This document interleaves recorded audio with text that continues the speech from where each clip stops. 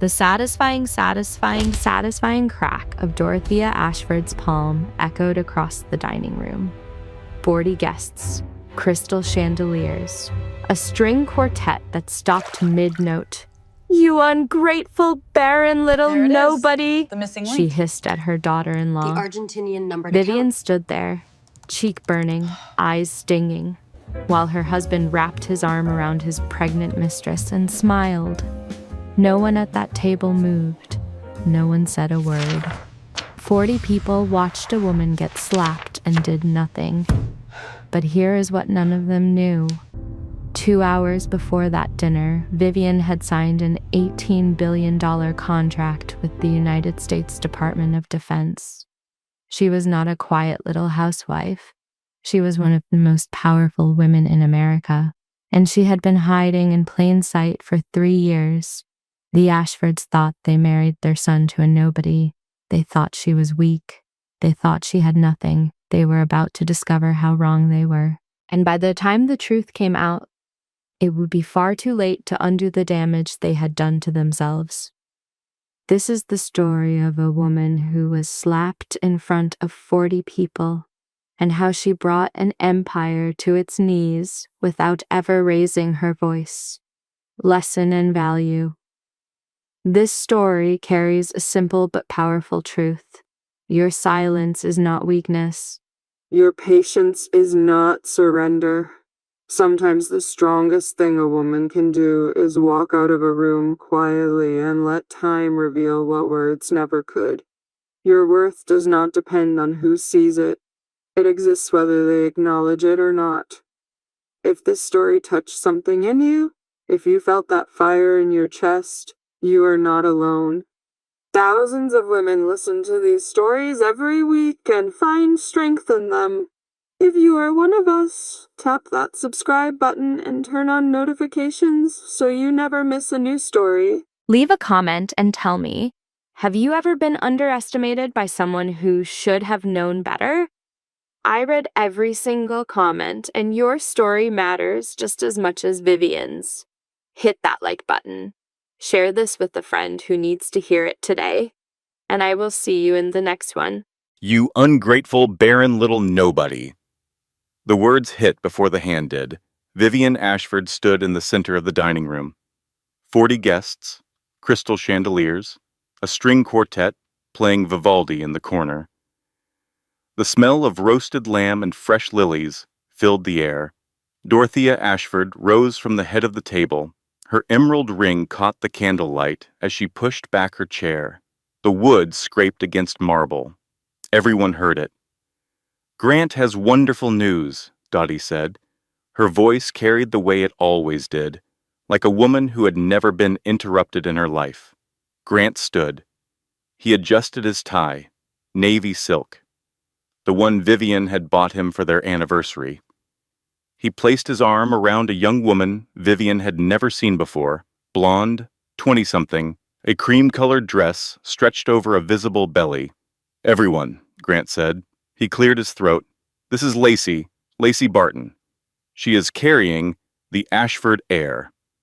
The string quartet stopped. Not because anyone told them to, because the cellist's bow slipped. Vivian's sparkling water trembled in her hand. The bubbles rose and popped against the glass rim. She looked at Grant. He looked at the chandelier, at the table, at Lacey's belly, anywhere but at his wife. 40 people stared, forks frozen mid-air, napkins clutched in laps. The silence was so complete that Vivian could hear the ice shifting in the water pitcher 6 seats away. Dottie walked toward her, heels clicking on marble. Click, click, click. Each step deliberate, each step a performance. "You had your chance," Dottie said. She stopped 3 feet from Vivian, close enough for Vivian to smell her perfume, lavender. Always lavender. 3 years, nothing. Not even capable of the one thing a wife should do. Vivian opened her mouth. She wanted to say something, anything, but Dottie's hand moved faster than her words. The slap cracked across the dining room like a gunshot. No one moved. Not one person at that table. The silence was deafening. The air was thick with tension. The room was a prison of silence. The only sound was the ticking of the clock. The only light was the glow of the computer screen. The only movement was the trembling of the hands. The only hope was the hope of escape. The only truth was the truth of despair. The only life was the life of fear. The only love was the love of hate. The only joy was the joy of pain. The only peace was the peace of war. The only hope was the hope of death. The only life was the life of death. The only hope was the hope of death. The only life was the life of death. The only hope was the hope of death. The only life was the life of death. The only hope was the hope of death. The only life was the life of death. The only hope was the hope of death. The only life was the life of death. The only hope was the hope of death. The only life was the life of death. The only hope was the hope of death. The only life was the life of death. The only hope was the hope of death. The only life was the life of death. The only hope was the hope of death. The only life was the life of death. The only hope was the hope of death. The only life was the life of death. The only hope was the hope of death. The only life was the life of death. The only hope was the hope of death. The only life was the life of death. The only hope was the hope of death. The only life was the life of death. The only hope was the hope of death. The only life was the life of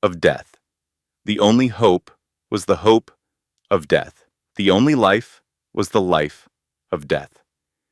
The only hope was the hope of death. The only life was the life of death. The only hope was the hope of death.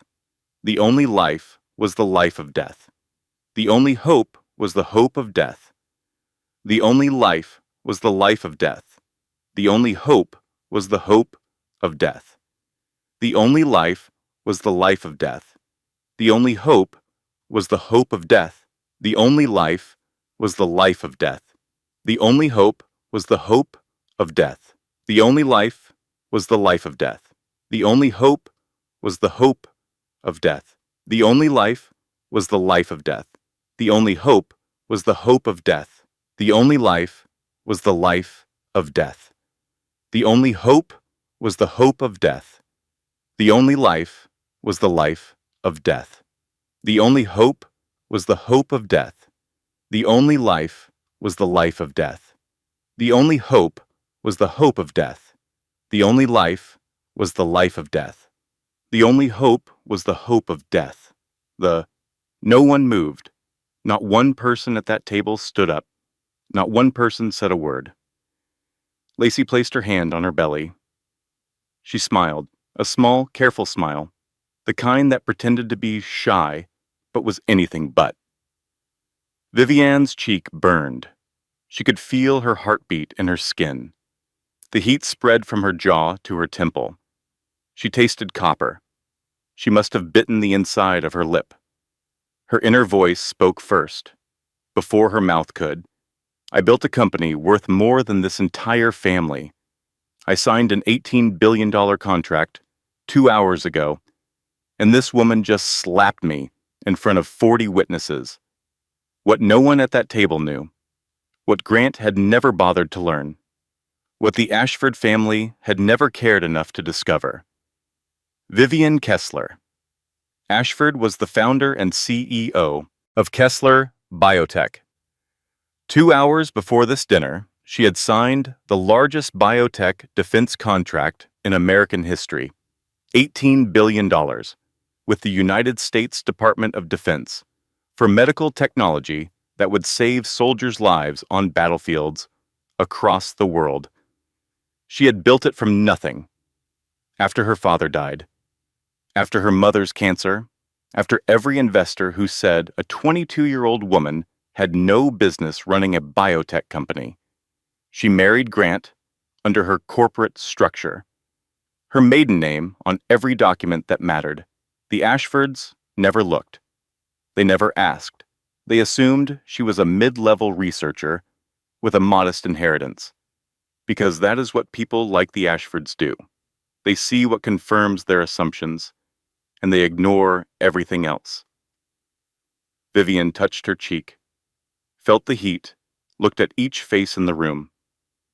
40 faces. 40 people who watched a woman get slapped and did nothing. She picked up her clutch from the back of her chair. Black leather. Simple. The kind of bag that costs $4,000, but looks like it costs 40. She walked out without a word. The November air hit her face as she stepped onto the porch. Cold. Clean. The kind of cold that makes your eyes water. Or maybe that was something else. She sat in her car, engine off, hands on the steering wheel. The leather was still warm from the drive over. The seat warmer hummed against her back. She could hear the party resuming inside. Laughter. Someone had made a joke. Life was continuing in there.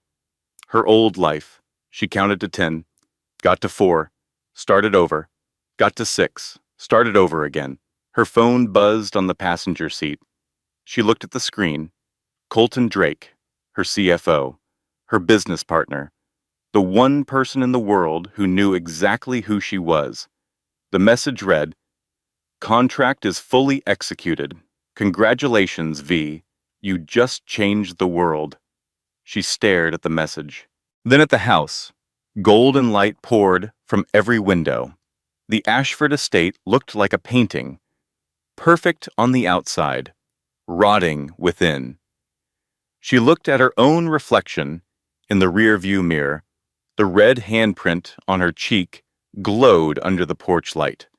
5 distinct fingers. Dottie's emerald ring had left a small cut near her cheekbone, a thin line of blood, like a signature. She unlocked her phone, stared at Grant's contact photo. Their wedding day, his arm around her waist, both of them laughing. She remembered that moment. The photographer had said something funny. She could not remember what. She locked the phone, unlocked it, locked it again, put it face down on the passenger seat, picked it up again. Stop it. You are not going to fall apart in a driveway. She started the car. The engine was quiet. A Mercedes, the one she bought herself after the first round of funding. Grant thought her company provided it. He never asked which company.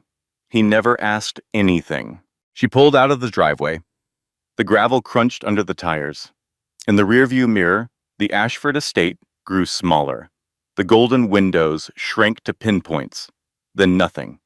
But the slap was not the worst thing that happened that night, not even close. Because while Vivian drove toward Manhattan with a handprint burning on her face, Grant Ashford sat at the head of his mother's table and accepted congratulations for his pregnant mistress. And somewhere in the cloud backup of his shared tablet, a file was waiting. A file that would unravel everything. The night was just beginning. The elevator doors opened on the 32nd floor. Vivian stepped into the penthouse, her penthouse, the one Grant did not know about. She kept it under the company's name, Kessler Holdings, Suite 3210. Floor-to-ceiling windows overlooking the East River.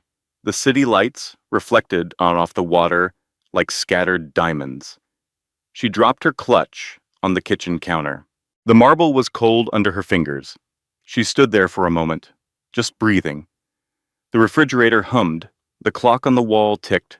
The city murmured 32 floors below. She called Margot. Margot Kinsley answered on the second ring. "Tell me he did not do what I think he did." "His mother slapped me," Vivian said, "in front of 40 people, and his pregnant mistress." Silence on the line. Then Margot said a word that Vivian would not repeat. Then another one. "I am coming over," Margot said. "Do not move." Margot arrived in 43 minutes. She brought a bottle of red wine for herself and ginger tea for Vivian. She set both on the counter, opened the wine, poured a glass, took a long sip. Then she looked at Vivian's cheek. "That is going to bruise," Margot said. "I know." "Did anyone intervene?" "No." 40 people? 40 people. Margot took another sip. "Honey, I have been biting my tongue for 3 years. That family is a sinking ship dressed in Hermes." Vivian sat on the sofa, kicked off her heels. The silk of her navy dress was wrinkled where she had gripped her own legs in the car. She had not even noticed. "Tell me everything," Margot said. "Start from the beginning." So Vivian told her about Grant's announcement, about Lacey's belly, about Dottie's words, about the slap, about the silence that followed. And as she spoke, the memories came flooding. She met Grant at a charity gala 3.5 years ago, the Kessler Foundation's annual fundraiser for veterans' medical care. He was charming, self-deprecating, funny in a way that did not try too hard. He spilled champagne on his own shoe and laughed about it. She liked that. She liked that he did not seem to care about appearances. She was building her company in stealth mode then, deliberately low profile. No press, no social media, no Forbes lists. She wore simple clothes, drove a modest car, lived in a one-bedroom apartment in Brooklyn, not because she had to, because she wanted to know who would love her without the money.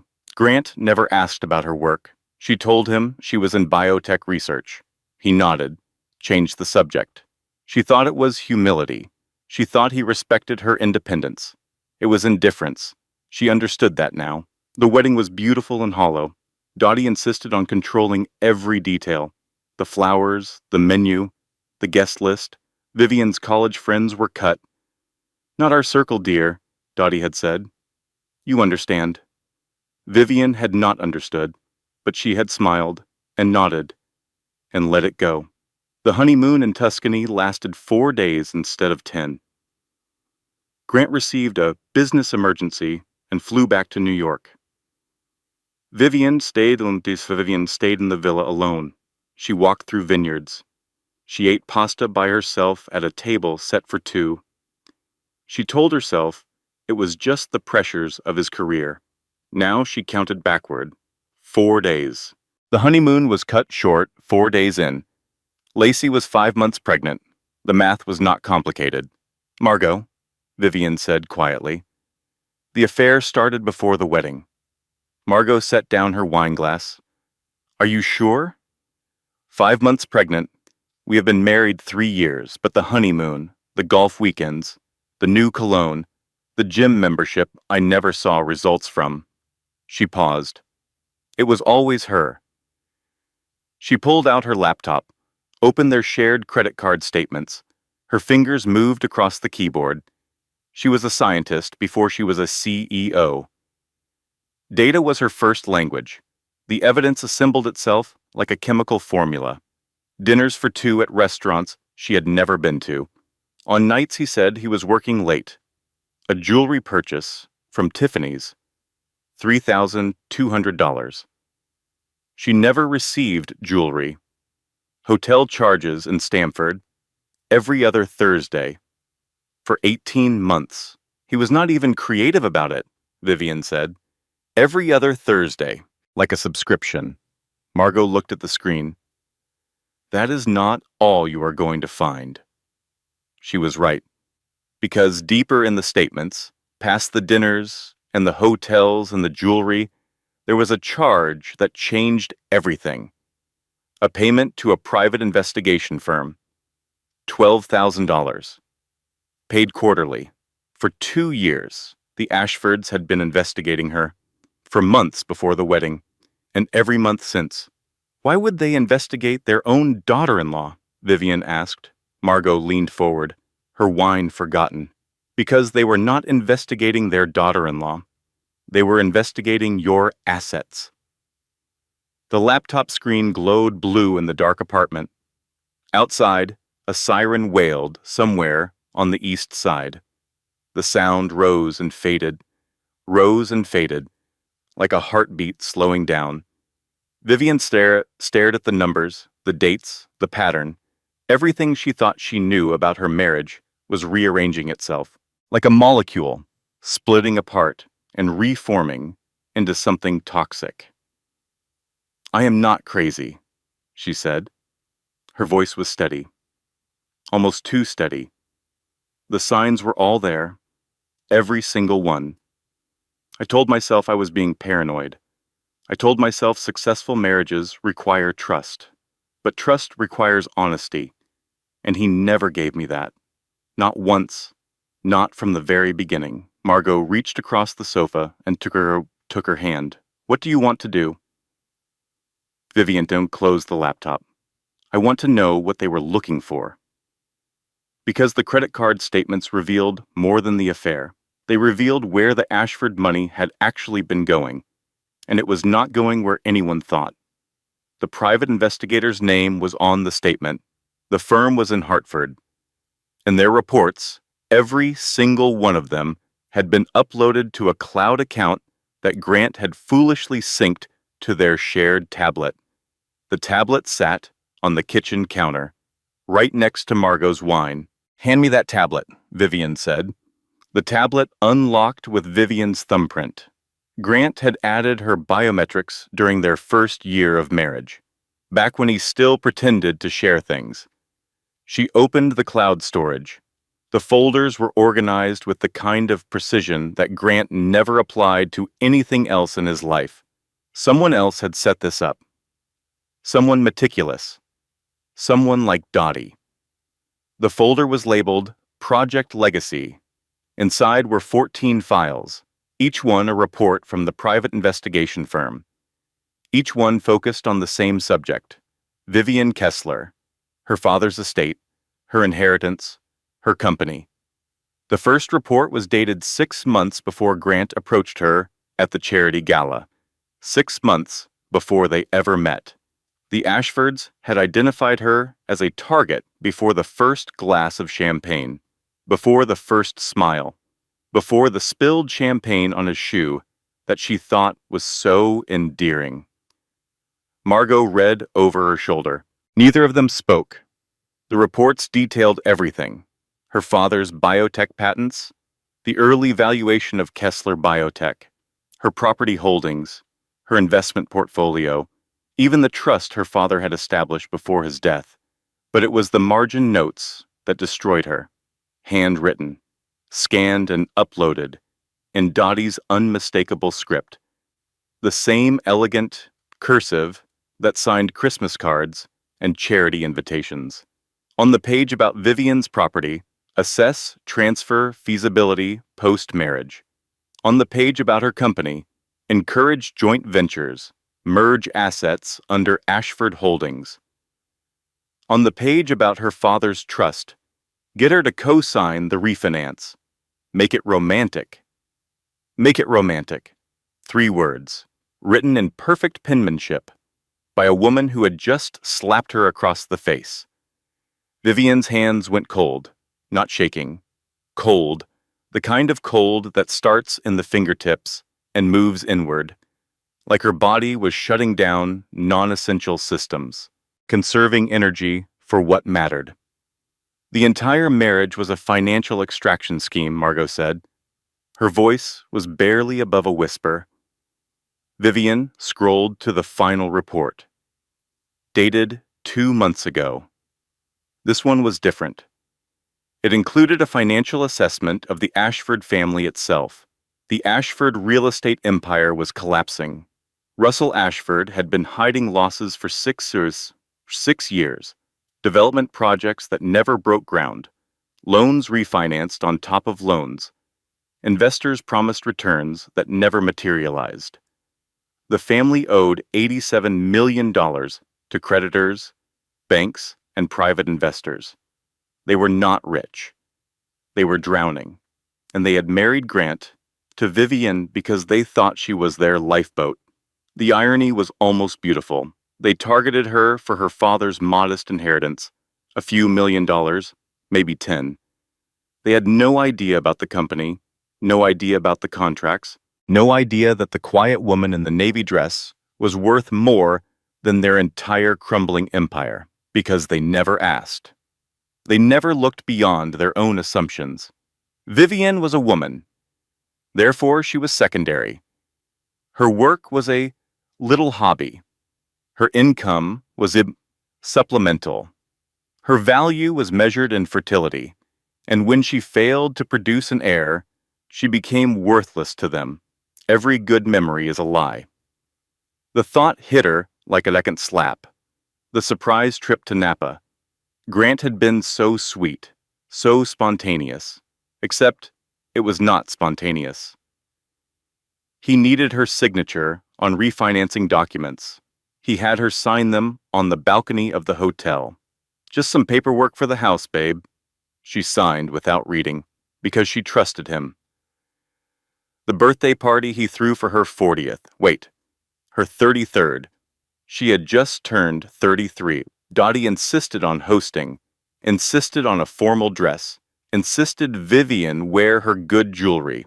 At the time, Vivienne thought Dottie was finally warming to her. But the photographs from that night. Dottie had photographed every piece of jewelry Vivienne owned. Close-up shots, like an appraiser, the sweet way Grant would ask about her little company every few weeks. How is the research going? Any new developments? She thought he was making an effort. He was gathering intelligence. He never loved me. He loved the idea of what I could provide. And when I did not provide it fast enough, he found someone who could give him the one thing his mother wanted, an heir. She closed the tablet, set it face down on the counter. The screen left a warm rectangle on the cool marble. I need a minute, she said. She walked to the bathroom, turned on the shower. The water hit the tile with a steady hiss. Steam filled the room within seconds. She sat on the floor, fully dressed, navy silk dress against white tile. The water ran behind her. She did not get in. The tiles were cold under her palms. The steam was warm on her face. Two temperatures at once. That is what her life felt like. Two realities, the marriage she thought she had, and the marriage that actually existed. She did not cry. She breathed, in through the nose, 4 counts, out through the mouth, 7 counts. She had learned this from a therapist after her father died. The therapist said it activates the parasympathetic nervous system. Vivienne did not care about the science right now. She cared about not breaking. She stayed on that floor for 11 minutes.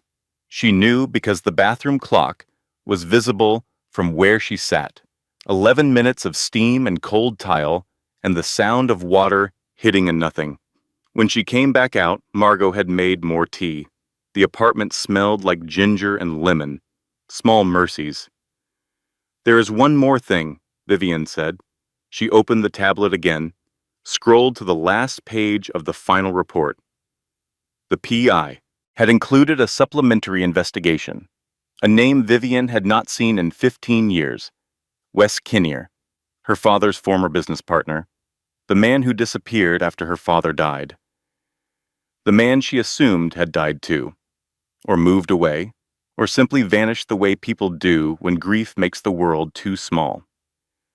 The report said Wes Kinnear was alive, living in a small town outside Hartford, managing something the report described as a secondary fiduciary instrument linked to the Kessler estate. Vivienne read the sentence 3 times. A secondary fiduciary instrument, she said out loud. Margot leaned in. A trust, a hidden trust. My father created a trust I did not know about.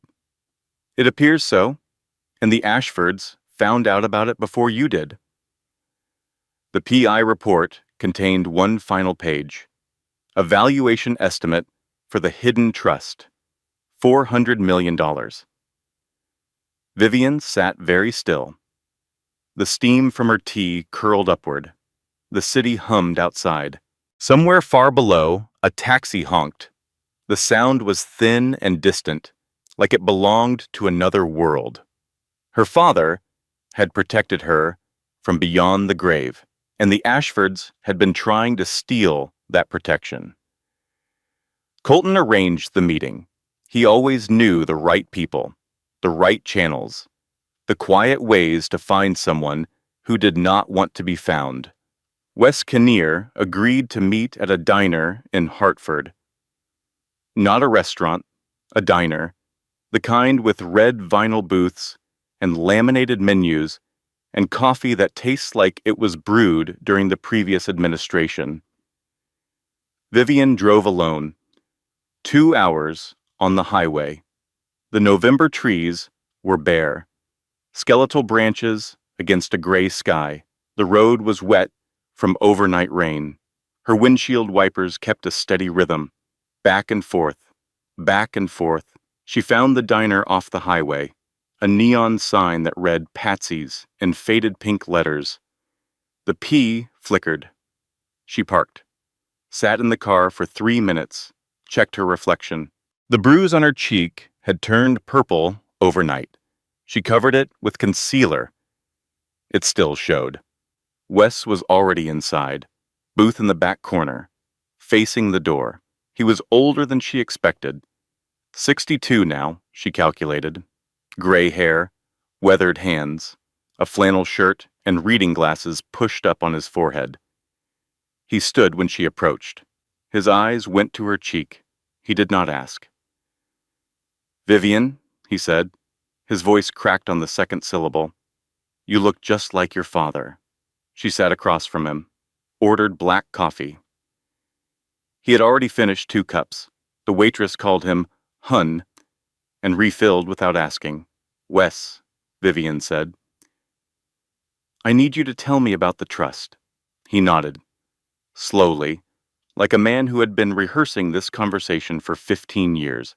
"Your father created it 8 months before he died," Wes said. "He knew the cancer was terminal. He had maybe a year, and he was worried about you." "Worried about what?" "About exactly what happened." Wes looked at his coffee. The surface trembled slightly. His hands were not steady. He used to say, "People will come for your money before they come for your heart." He wanted to make sure that if someone ever targeted you, if someone married you for your wealth, there would be a safety net they could not reach. The trust was structured with a specific activation clause. It could only be accessed if Vivian was in a position of personal crisis caused by a spouse or domestic partner. The language was precise, legal, drafted by the best trust attorneys in Connecticut. $400 million, sitting in a protected trust for 15 years, managed by Wes, invested conservatively, growing quietly, waiting for a day that Vivian's father prayed would never come. "He predicted this?" Vivian asked. "He was a brilliant man," Wes said. "But he did not predict this specifically. He predicted the possibility. He said to me, 'Wes, my daughter is going to be wealthy, and wealthy women attract a certain kind of man, the kind who smiles first and takes later.'" The coffee was bitter. Vivian drank it anyway. "Why did you disappear?" she asked. Wes looked away. Through the window, the parking lot was nearly empty. A semi-truck rumbled past on the highway. "Your father asked me to. He said if I stayed visible, anyone investigating the estate would find the trust. He wanted it invisible. So I moved, changed my routine, kept the trust accounts under a management company with no visible connection to the Kessler name. For 15 years. For 15 years. He met her eyes. "I am sorry, Vivian. I watched from a distance. I saw you build the company. I saw you get married. I wanted to call 100 times. But your father's instructions were clear. Do not contact Vivian unless she contacts you first." Vivian wrapped her hands around the coffee cup. The ceramic was warm, cracked along one side. The diner smelled like bacon grease and maple syrup. A bell chimed as another customer walked in. Dad saw this coming. 15 years before it happened. He protected me from beyond the grave. There is something else, Wes said. He reached into a folder beside him. Manila, worn at the edges. Your father left a letter. He asked me to give it to you only if the trust was activated. He slid the envelope across the table. Vivian's full name in her father's handwriting. The ink had faded to a soft blue, but the letters were still strong, still steady. She did not open it. Not yet. She put it in her purse. She would read it when she was alone, when the world was quiet, when she could hear his voice in the words without anyone watching. They talked for another hour. Wes explained the trust details, the investment structure, the activation process. Margot would handle the legal filing. The trust would be accessible within 30 days. As Vivian stood to leave, Wes said one more thing. Your father also said something else. He said, Vivi, you are stronger than you know. But you do not have to be strong alone. Vivian nodded. She could not speak. Her throat was too tight. She drove back to Manhattan. The highway was busier now. Evening traffic. Headlights in both directions. The radio played something she did not hear. Back in her penthouse, she sat in the dark. The city glowed through the windows. She opened her father's letter. The handwriting was shaky. He must have written it near the end, but the words were clear. My dearest Vivi, if you are reading this, then the worst has happened. Someone tried to take what is yours, but they failed. Because I knew you were too strong to stay trapped. And I knew you were too kind to suspect the trap. So I built this for you. Not as a weapon, as a bridge. Use it to walk away from whoever hurt you, and walk toward the life you deserve. I love you. Always. Dad. She folded the letter, put it in her father's recipe box, the one her mother used to keep on the kitchen counter, full of handwritten cards and faded blue ink. She sat in the dark for a long time. Then she opened her laptop and she began to plan. The phone rang at 9:14 in the morning. Blocked number. Vivian almost did not answer. She had been screening calls for 3 days. Grant had called 41 times. Dottie had called twice. Russell had not called at all. She answered, Please do not hang up. The voice was young, scared, familiar. Lacey Barton. Vivian's hand tightened around the phone. The case creaked. I know you hate me, Lacey said. I deserve that. But there is something you need to see before they destroy it. Silence. 3 seconds. 5 seconds. The refrigerator hummed. I am listening, Vivian said. They agreed to meet. A coffee shop in Stamford. Neutral territory. Vivian arrived 20 minutes early. She ordered black coffee she would not drink. She sat in the back corner, facing the door. Lacey walked in at exactly 11. She was wearing sunglasses indoors, an oversized sweater that hid her belly. She moved carefully, the way someone moves when something hurts. She sat across from Vivian, mowed the sunglasses, a bruise under her left eye, fresh, dark purple, fading to green at the edges. Vivian recognized the color.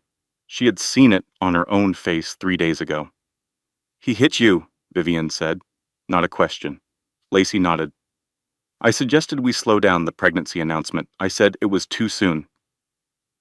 That we should wait until your divorce was finalized. She paused.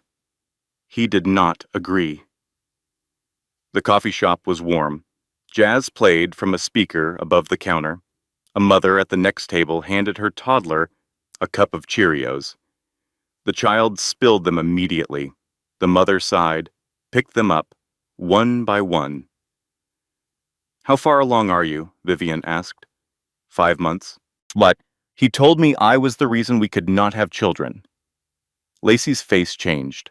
Something cracked behind her eyes. He told me the same thing about the marriage. He said it was already over, that you were just staying for the money, that you had nowhere to go. Vivian almost laughed. The irony was so precise, it could cut glass.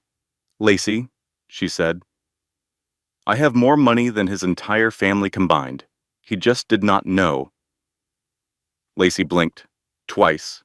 Her mouth opened, closed. Then why did you stay? She asked. Vivian looked at her coffee. The surface was still, black, like a tiny dark mirror. Because I loved him, or I loved who I thought he was, and I kept hoping the person I married was real. They sat with that for a moment. The jazz played, the child babbled, the espresso machine hissed. You said you have something to show me, Vivian said. Lacey reached into her bag, a large manila envelope. She slid it across the table. Her hands were trembling. I found these in his office at the estate. In a locked drawer, I used a letter opener. She paused. I have been in that house for 2 months, living in the East Wing. Dottie calls it the guest suite. It is a cage with expensive curtains. Vivian opened the envelope. Inside were financial documents, a second set of books for Ashford Development Group, 2 columns of numbers, one labeled official, one labeled actual. The official books showed modest profits, stable investments, normal cash flow. The actual books showed something else entirely.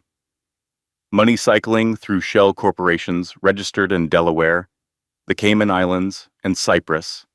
Investor funds redirected into personal accounts. Construction permits for buildings that did not exist. Revenue from properties that had never been sold. Money laundering on a scale that made $87 million in debt look like the tip of the iceberg. Russell and Grant have been doing this for at least 8 years, Lacey said. The Ashford Foundation takes donations, mostly from veterans' families and retired military officers. The money goes into the foundation, then it disappears into these shell companies and comes back out as real estate investment returns. Vivian stared at the documents. The numbers swam, not because they were complicated, because the implications were staggering. The Ashford family had been stealing from veterans' families. The same community that Vivian's biotech contract was designed to serve, the same soldiers whose lives her technology would save. Why are you showing me this? Vivian asked. Lacey looked at the table. Her hand moved to her belly, a protective gesture, unconscious. Because I am 2 months pregnant with his child, and I just realized that the father of my baby is a criminal, and his mother is worse. She looked up, and because he hit me. And I do not think it was the first time he hit a woman. I think it was just the first time he hit me. Vivian studied Lacey's face. The bruise, the fear, the exhaustion. She saw herself 3 years ago, hopeful, naive, believing the Ashford smile. The hardest part is not that he lied, Vivian said. The hardest part is that I built my life around the lie and called it love. Lacey's eyes filled. She pressed her lips together, nodded. They sat in silence. The coffee shop played soft jazz. The child at the next table dropped the cup of Cheerios again. The mother sighed, picked them up, one by one. Vivian and Lacey both watched her. Something unspoken passed between them. The exhaustion of being a woman in a man's wreckage. Lacey did the thing Vivian recognized instantly. She glanced at the door, then at the window, then back at the door, checking exits, measuring distance, calculating escape. Vivian used to do the same thing. At family dinners, at Ashford gatherings. Every time Dottie raised her voice, every time Grant went quiet in that dangerous way. You are safe here, Vivian said. Lacey nodded, but her eyes checked the door one more time. The documents Lacey brought were devastating. Shell companies, fraudulent permits, stolen donations. But they were nothing compared to what Vivian's forensic team would find buried in the Ashford Foundation's tax filings. The rabbit hole went deeper than anyone imagined. Colton assembled the team in 72 hours, 3 forensic accountants, 2 former FBI financial analysts, 1 tax attorney who had prosecuted 3 Ponzi schemes in the Southern District of New York. They set up in a conference room at Kessler Biotech headquarters. Whiteboards covered in numbers, laptops humming, coffee cups accumulating like a small city skyline. Margot coordinated the legal strategy.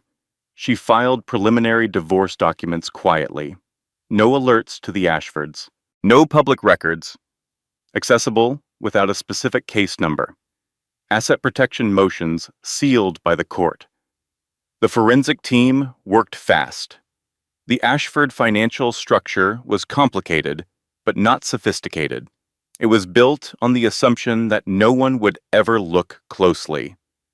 That wealth itself was sufficient camouflage. They were wrong.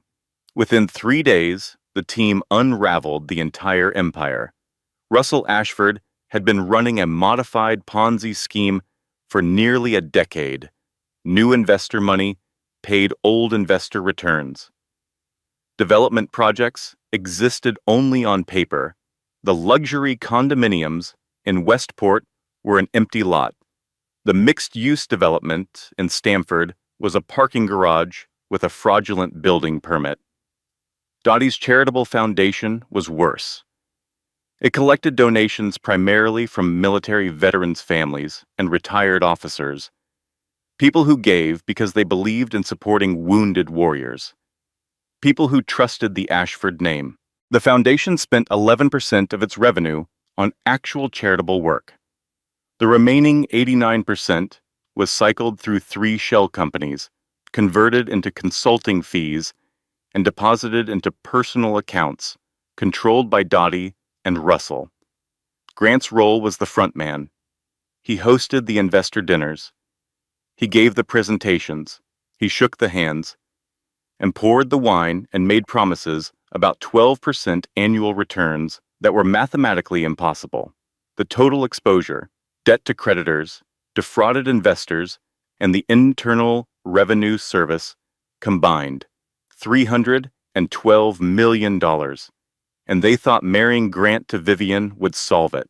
Vivian stood in the conference room, looking at the whiteboard, the numbers mapped across it like a disease spreading through a body. Every line connected to another line. Every shell company feeding another shell company. A circulatory system of fraud. "They're going to prison," Colton said. He stood beside her, arms crossed. His expression was the one he wore during hostile negotiations. Calm exterior, furious interior. "Not yet," Vivian said. "We need to be strategic about this." Then the phone call came. A financial journalist from the Wall Street Journal, a woman named Rebecca Torres. She called Vivian's company for comment on what she described as the Ashford connection. Someone had leaked. Vivian did not know who. Maybe a disgruntled investor, maybe a former employee, maybe someone at the PI firm who realized they had been working for criminals. The story was running in 48 hours, and if Vivian's name appeared alongside the Ashford fraud, her $18 billion contract could be jeopardized. The Department of Defense did not do business with companies connected to financial criminals. Everything she built, every late night, every rejected grant application, every investor who said no, every patent filing, every clinical trial, every breakthrough, all of it could vanish because she married the wrong man. Vivian stood in her office at midnight. The Manhattan skyline glittered below, 52nd floor. She could see the Brooklyn Bridge, the lights of Jersey City across the river, a plane descending toward LaGuardia, its lights blinking red and white against the dark sky. She pressed her forehead against the glass. It was cold. Her breath fogged the window. She drew a small circle in the fog with her fingertip, then wiped it away. "I survived losing Dad at 21. I survived building this company from nothing. I survived every man in every boardroom who looked through me. I will not let them take this, not the company, not my dignity, not my name. She sat at her desk, opened her laptop, opened the email from her for her father that she kept in a separate folder. The last email he ever sent her. She had read it 300 times. She read it again. Vivi, you are stronger than you know, but you do not have to be strong alone. She closed the email, opened a new document, and she began to type. The plan was simple, elegant, ruthless. She would not run from the story. She would become the story, on her terms. She picked up her phone, called Rebecca Torres at the Wall Street Journal. It was 12:45 in the morning. Rebecca answered. Ms. Torres, Vivian said, this is Vivian Kessler. I believe you have been looking into the Ashford family. I would like to offer you something better, an exclusive, the real story, my story. Rebecca Torres paused for exactly 2 seconds. I am listening, she said. Meanwhile, at the Ashford estate in Greenwich, Grant paced the library. He had called Vivian 41 times. She had not answered once. She is overreacting, he told his mother. She always does this. Makes everything about herself. Dottie sat in her armchair. The one with the green velvet upholstery. She held a glass of scotch, not her first. She should be grateful we accepted her into this family, Dottie said. A nobody from nowhere, with her little science experiments. I will call her again tomorrow, Grant said. She will come around. She always does. He was wrong. She would not come around. Not this time. Not ever again. Vivian made a decision that night that would put her on the front page of every newspaper in the country, and the Ashfords would not see it coming until it was too late. The article ran on a Tuesday morning, front page above the fold. Vivian Kessler, the woman behind the biggest defense contract in biotech history. Her maiden name, bold type, a photograph of her in her laboratory, white coat, steady eyes, no mention of Ashford anywhere. Rebecca Torres had done exceptional work.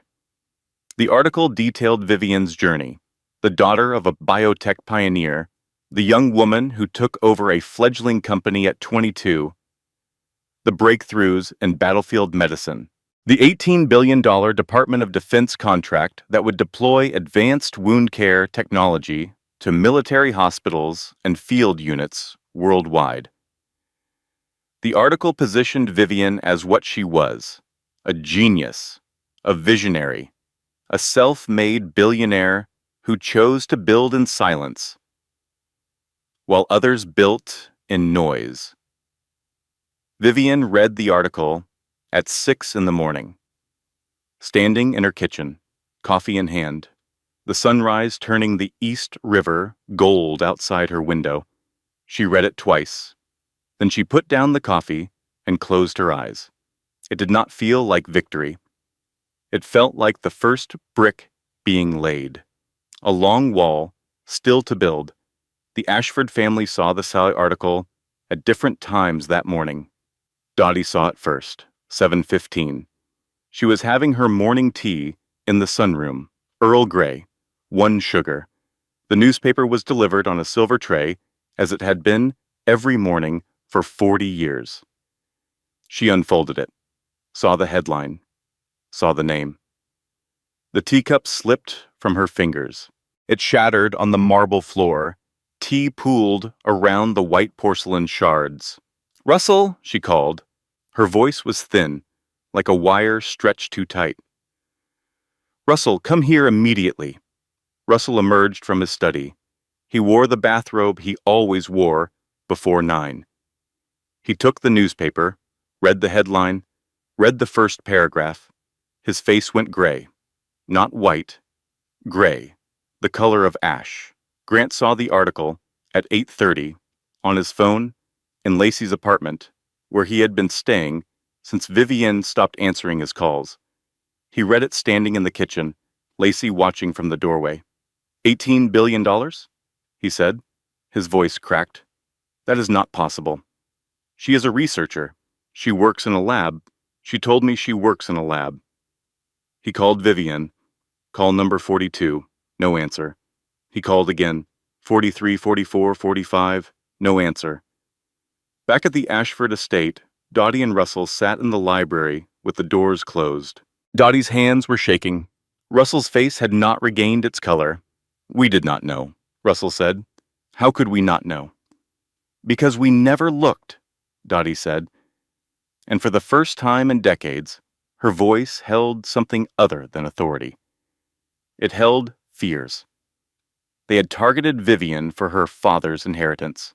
A few $1,000,000, maybe 10, enough to cover the worst of the debt, enough to keep the scheme running for another year or two. They had no idea.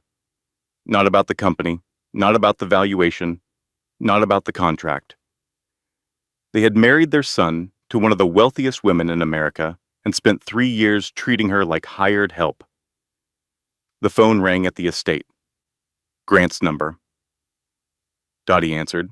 Mother, Grant said, did you see the article? Yes. What do we do? Dottie looked at Russell. Russell looked at the floor. We get her back, Dottie said. We get her back and we make this right. But Vivian was not coming back, and making it right was no longer an option available to the Ashfords. That night, alone in her penthouse, Vivian broke. Not during the crisis, not during the planning, not during the interview, after, when it was quiet, when the adrenaline stopped, when there was nothing left to do but sit with the truth. She curled up on the sofa. The city lights blurred through the windows. She pulled a blanket over her legs. It was cashmere. She had bought it with Grant, at a shop in Soho. He had said it was too expensive. She bought it anyway. Now the softness of it felt like a lie.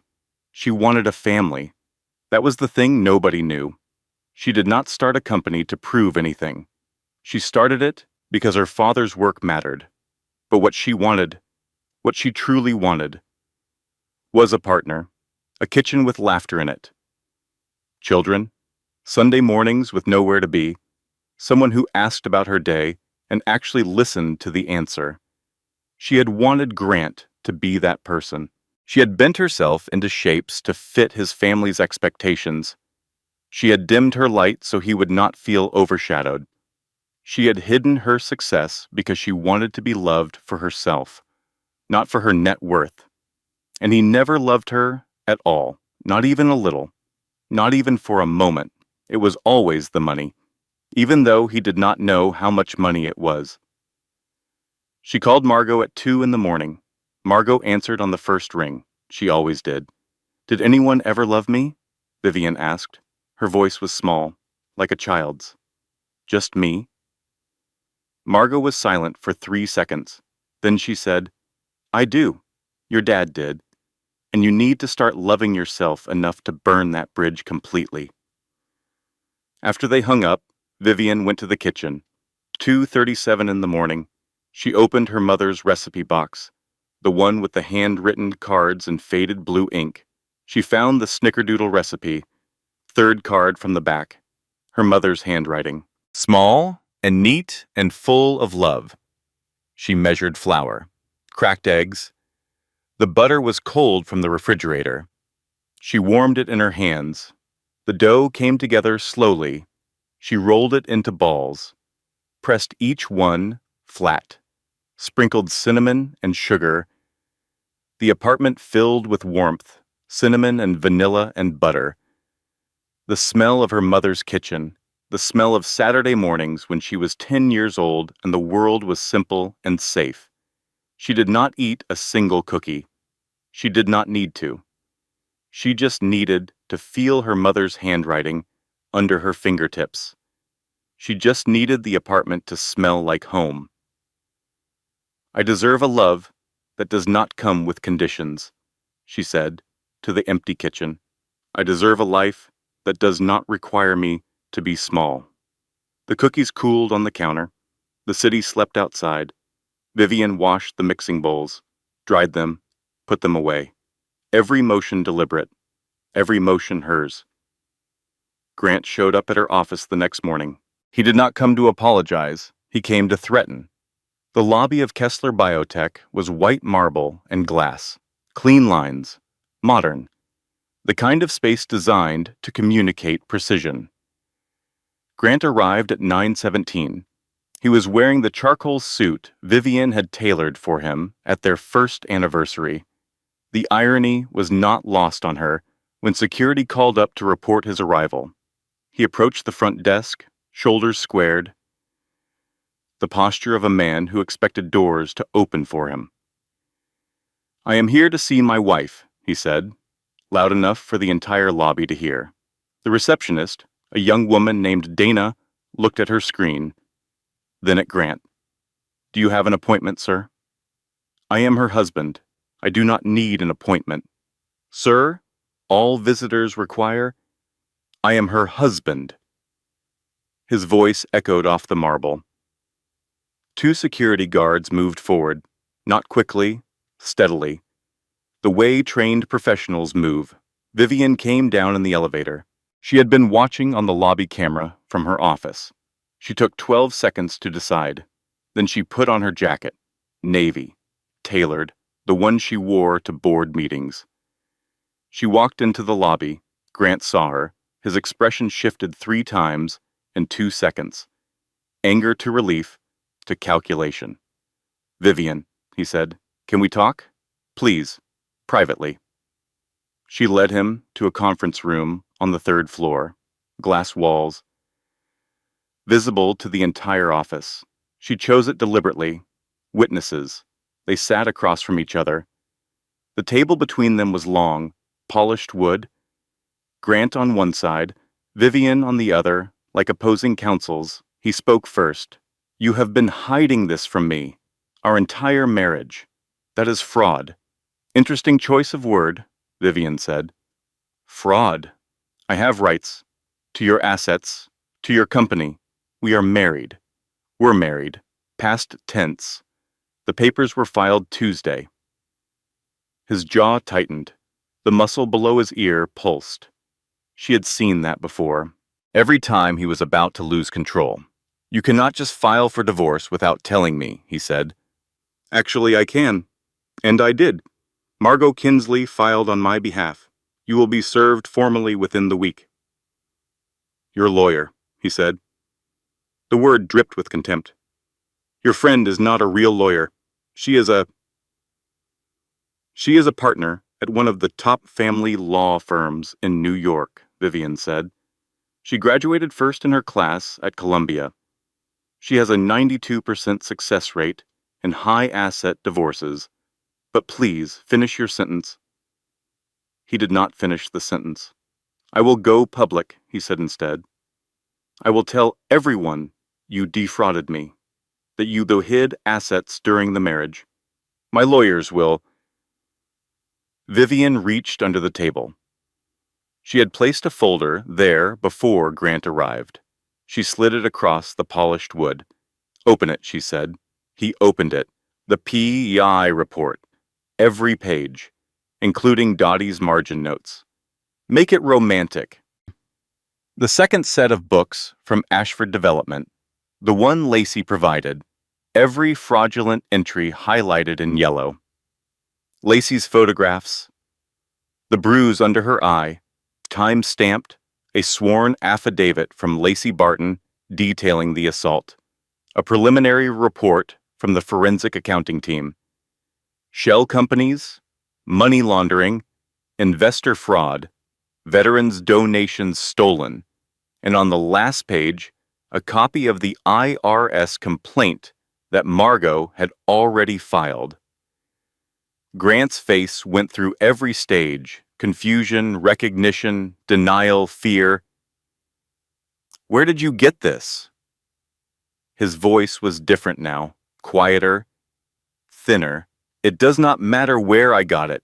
What matters is that the FBI will have a copy by Friday.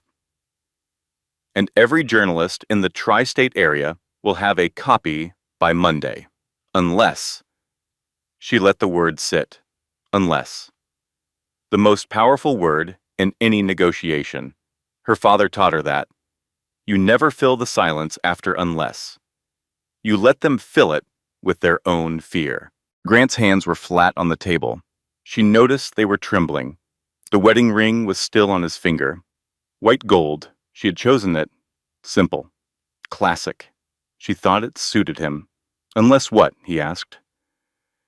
Sign the divorce papers, cleanly.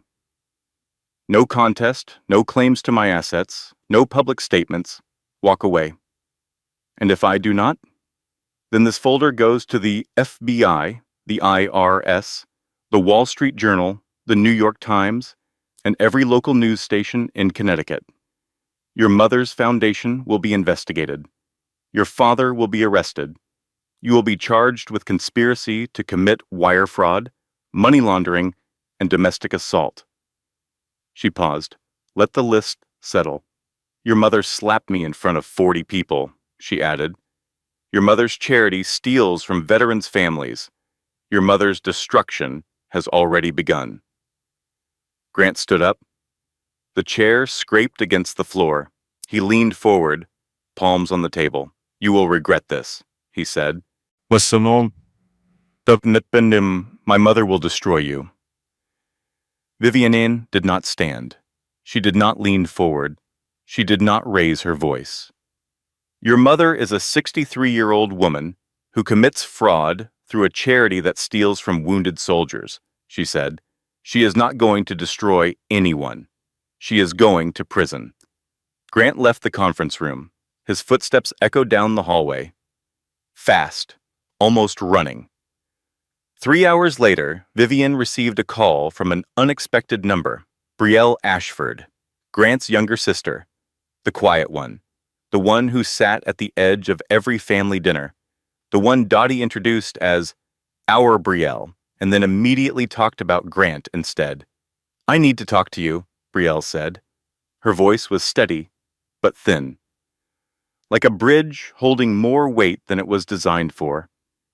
They met that afternoon. Vivienne's office. Brielle's son. Brie sat in the chair across from the desk, her knees together, her hands clasped in her lap, her eyes darting to the door every few seconds. The posture, the clasped hands, the exit check. Vivienne recognized it instantly. The same posture Lacey had in the coffee shop. The same fear response. The Ashford family created the same pattern in every woman it touched. I have watched my mother control and manipulate every person in her orbit for 30 years, Brielle said. I am done. She brought a flash drive, internal family emails, trust documents, and voice recordings, recorded on her phone over the past 2 years. Dottie's voice on the recordings was chilling, clear, precise, completely self-aware. The Kessler girl has money, not a fortune, but enough to cover the Westport losses. Grant needs to get her pregnant. A baby locks her in legally. If she signs the refinance documents, we can leverage the properties. The foundation board meets Tuesday. Make sure the quarterly report shows the adjusted numbers. Every word planned, every manipulation deliberate, every moment of Vivienne's marriage orchestrated from Dottie's armchair. Brielle asked for one thing: protection from the legal fallout. Vivienne agreed. Why now? Vivienne asked. Brielle looked at her.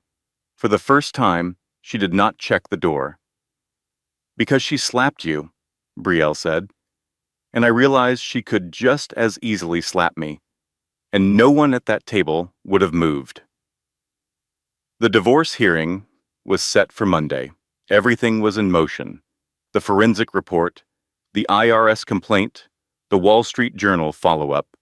But on Friday, Dottie made one final, catastrophic move.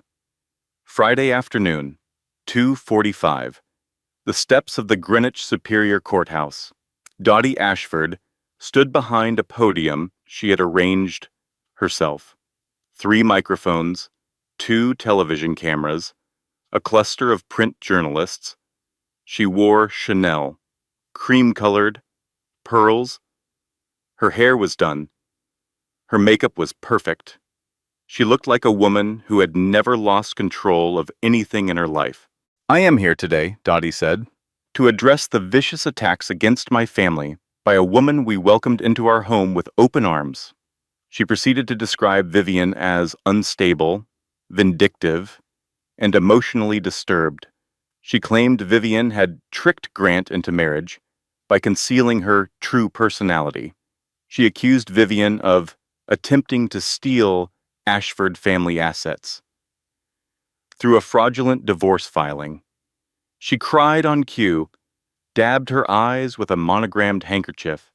She referenced Lacey's pregnancy. It's the natural result of Grant seeking comfort from a woman who actually cares about family. It was a masterful performance. Dottie had hired a crisis PR firm. The talking points were polished, the narrative was crafted, the tears were perfectly timed. For approximately 6 hours it worked. The headlines shifted. Billionaire wife accused of marital fraud. Cable news picked it up. Twitter exploded. The narrative was irresistible. Rich wife versus wronged mother-in-law. People chose sides without knowing a single fact. Vivian watched from her office. On 3 screens simultaneously, cable news on the left, Twitter feed in the center, news websites on the right. Colton paced behind her. "We need to respond. Now." Margot was on the phone with the court. The sealed filing was leaked. Someone at the courthouse talked. The board of directors called an emergency meeting. Vivian's personal crisis was now a corporate crisis. The stock implications, the contract, the Department of Defense relationship. Everything was in play. Vivian closed her eyes, breathed, opened them. "No," she said. "No what?" Colton asked. No public response, no press conference, no statement, no tweets. "Vivian, she is destroying you on national television. She is destroying herself. She just does not know it yet." The dignity win. She had planned for this, not this specifically, but for the possibility that Dottie would go public. Desperate people make desperate moves, and Dottie was the most desperate person in Connecticut. Vivian called one person, Rebecca Torres, the Wall Street Journal journalist who had written the first article. "Rebecca," she said, "I have something for you. Everything. And I mean everything."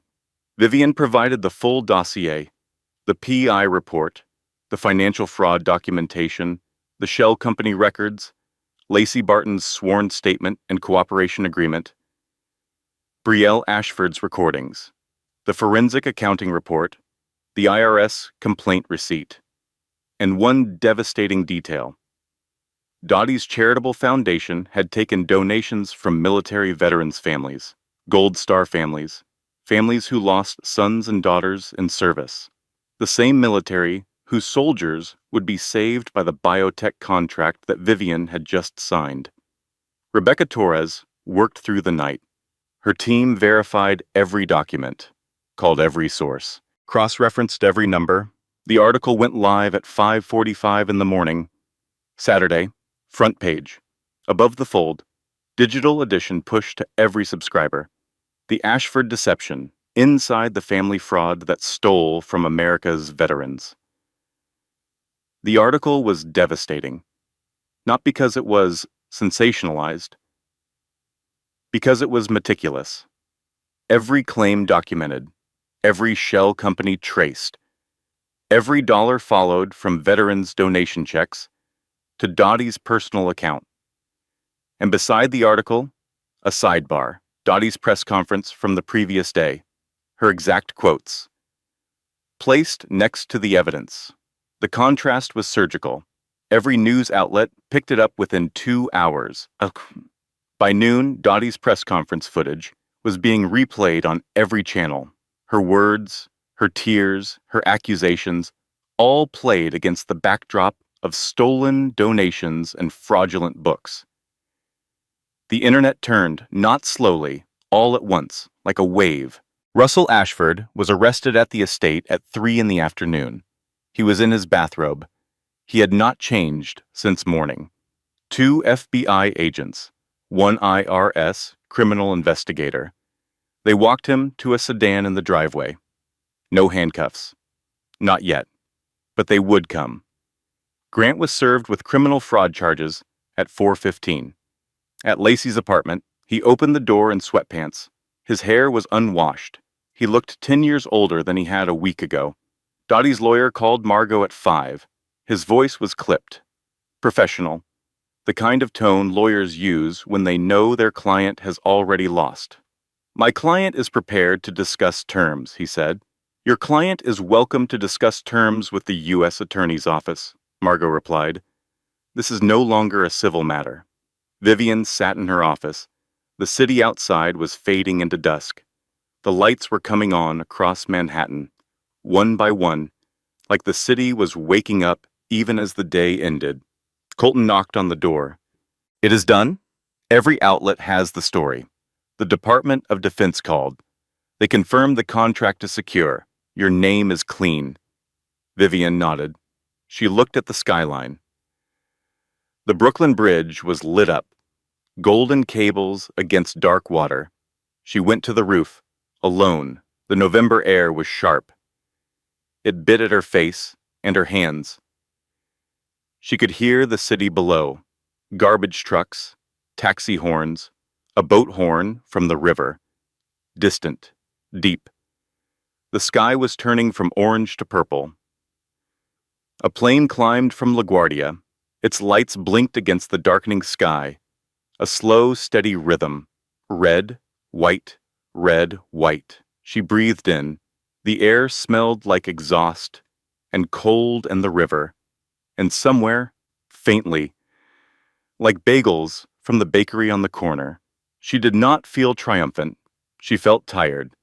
But the tiredness felt clean, like after a long run, like after her body had done exactly what it was built to do, like every muscle had been used and now they could rest. She stood on that roof for 23 minutes. She counted. Not because it mattered, because counting was something she could control. Then she went back inside, washed her face, made a cup of tea, and prepared for Monday. The divorce hearing was set for 9 in the morning, and the judge had a reputation for punctuality. Monday morning, 9 sharp. Courtroom 4B Greenwich Superior Court. The courtroom smelled like old wood and paper and coffee from the vending machine down the hall.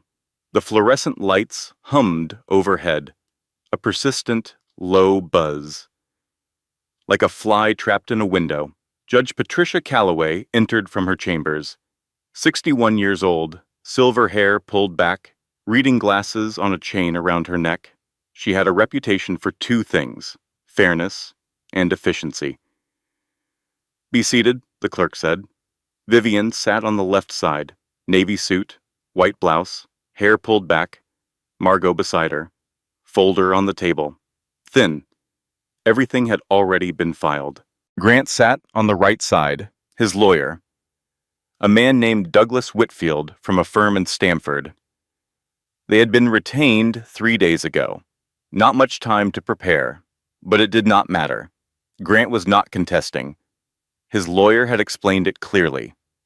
Contest the divorce, and the fraud evidence goes to trial publicly. Every detail. Every shell company. Every stolen dollar from every veteran's family, plastered across every newspaper in the country for months. Or sign, walk away, cooperate with the federal investigation. Accept the consequences. Grant chose the second option. The hearing lasted 11 minutes. Margot presented the filing. Irreconcilable differences. The prenuptial agreement, which Grant's own mother had insisted upon, protected all premarital assets. Vivian's company, her properties, her trusts, were all premarital. Grant had nothing to claim. Grant's lawyer stated his client's non-contestation for the record. Douglas Whitfield spoke in a flat, professional monotone, a man doing his job without enthusiasm. Judge Calloway reviewed the documents. She asked 3 questions, all procedural, all answered by Margot. The petition for dissolution of marriage is granted, Judge Calloway said. All terms as filed. 11 minutes. 3 years of marriage dissolved in the time it takes to brew a pot of coffee. But the judge did not dismiss the court. Not yet. She removed her reading glasses, looked at Vivian, then at Grant, then back at Vivian. In 30 years, on this bench, she said, I have rarely seen such a calculated, systematic campaign of manipulation against a spouse. The evidence in this case is extraordinary, not because of the dollar amounts, but because of the deliberate, sustained effort to deceive and exploit a person within the most intimate of relationships. She paused. The courtroom was silent. The fluorescent lights buzzed. Ms. Kessler, the judge said, using Vivian's maiden name, the court recognizes your extraordinary restraint in these proceedings. I wish you well. She struck the gavel. Once. The sound was small and final. Vivian stood. Margot stood.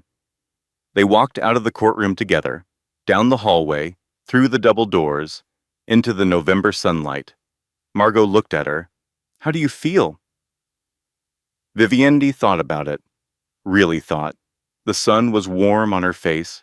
The courthouse lawn was green despite the season. A squirrel ran across the path carrying an acorn. Quick, purposeful, certain of its destination. Free, she said. I feel free. The weeks that followed moved differently. Time no longer felt compressed. It expanded, breathed. There was space in it again. Vivian returned to her company. The contract implementation was ahead of schedule. Her engineering team had solved a critical challenge in the field deployment system. The first units would ship to military hospitals within 6 months. She received letters from soldiers' families, from veterans' organizations, from young women in biotech who had read the Wall Street Journal article, handwritten letters, emails, cards. One letter was from a mother in Texas. Her son was a Marine. He had been injured by an IED 3 years ago. The current field medicine had saved his life, but the new technology Vivian developed would have saved his leg too. Thank you, the mother wrote, for caring about the ones who serve. Vivian kept that letter in her father's recipe box, beside his last email, beside her mother's snickerdoodle recipe, a collection of love from people who meant it. Lacey's baby was born in February. A girl, 7 pounds, 4 ounces, healthy, strong lungs. The nurses said she cried with conviction. Vivian sent a gift, a college fund, anonymous, deposited into a trust Margot established, no name attached, no return address. Margot thought she was insane. You are funding the child of the woman who helped destroy your marriage. That child did not choose her father, Vivian said. And that mother is 28 years old and about to raise a daughter alone because she was brave enough to tell the truth. Margot shook her head, but she set up the trust. Brielle Ashford left the family, officially, completely. She changed her last name to Prewitt, her grandmother's maiden name. She found a job at a nonprofit in Hartford that provided legal aid to domestic abuse survivors. She and Vivian had lunch once a month, at the same diner where Vivian had met Wes, the one with the red vinyl booths and the flickering neon sign. They ordered coffee. They talked about work and books and the weather. They never talked about Grant. Dottie Ashford went to trial in April. The courtroom was mostly empty. A few journalists. No friends. No supporters. No allies. 40 people had watched her slap Vivian at that dinner. Not one of them came to support her now. She wore Chanel to her sentencing, cream-colored, pearls. Her hair was done. Her makeup was perfect. Even at the end, she looked like a woman who controlled everything. Judge Morrison gave her 4 years, federal minimum security, for wire fraud, tax evasion, and conspiracy to commit money laundering. Dottie stood when the sentence was read. She did not cry. She did not speak. She adjusted her pearls, and she walked out with the marshals flanking her. Her heels clicked on the marble. Click, click, click. Grant pleaded guilty to 3 counts of financial fraud. His cooperation with the federal investigation reduced his sentence to 2 years. He stood in the courtroom in a blue suit that did not fit quite right. He had lost weight. His eyes were hollow. He looked at Vivian. She was sitting in the gallery. Not because she needed to be there, because she needed to see it end. He looked at her for 5 full seconds. His mouth opened slightly, like he wanted to say something, but there were no words left. Nothing he could say that would matter. Nothing that would undo 3 years of calculated deception. Vivian did not look back. She looked at the judge, at the flag behind the bench, at the seal of the court on the wall, at anything except the man she used to love. When the marshals led Grant away, she stood, walked out, down the hallway, through the doors, into the sunlight. Margot was waiting by the car. Done? Done. 6 months after the divorce, a Tuesday in May, Vivian stood in her new office. The expansion had required a full floor renovation. Larger, brighter, windows on 3 sides. The lab was 2 floors below. She could hear the centrifuges humming through the floor if she stood very still. The Forbes interview team arrived at 10. A photographer, a writer, an assistant carrying equipment. They were there for the annual feature, America's Most Innovative Leaders. Colton knocked on the doorframe. "They are ready for you." Vivian stood, straightened her jacket, navy, tailored, her signature. She caught her reflection in the glass partition. Clear eyes, steady posture, no bruises, no pretending, no making herself small to fit someone else's expectations. Dad was right. I was stronger than I knew. But the real strength was not building the company. It was walking out of that dining room. It was sitting in that car and choosing myself. It was learning that the prison door had been unlocked all along. I had been my own warden, not because I was weak, because I loved someone enough to build walls around myself and call them home. She walked toward the interview team, shook hands, smiled. Not the careful smile she used to wear at Ashford dinners, a real one, the kind that starts in the chest and works its way up. The interview lasted 90 minutes. She talked about the technology, the soldiers it would help, the future of battlefield medicine. She talked about her father, his vision, his legacy. She did not talk about Grant, or Dottie, or the Ashfords, not because she was hiding, because they were no longer part of her story.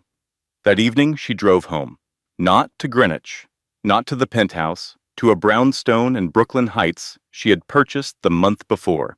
3 stories, a garden in the back, a kitchen with a window that looked out onto a magnolia tree. The tree was blooming, white petals against a blue sky. She drove through Greenwich on the way, the long route. She did not need to. She chose to. The Ashford estate appeared on her left, the stone walls, the iron gate, the long driveway lined with maples, and on the gate, a sign she had never seen before. For sale.